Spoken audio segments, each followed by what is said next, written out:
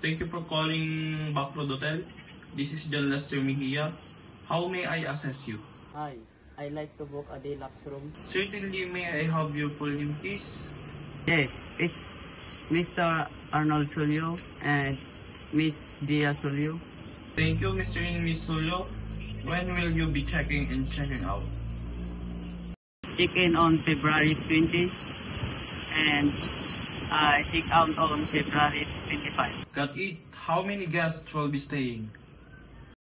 2 only.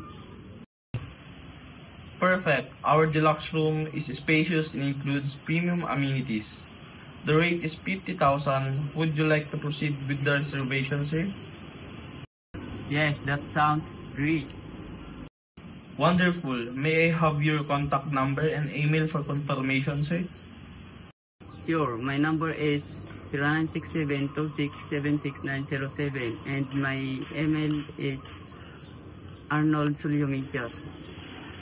Thank you, sir. Would you like to add any special request, such as a higher floor or a late check-in? A higher floor would be nice. I'll make a note of that. Will you be paying now with a credit card or upon arrival, sir? I'll use a credit card to secure the book. Oh, perfect. May I have your card details? Thank you. Your deluxe room is now reserved. You will receive a confirmation email shortly. Great, thank you for help.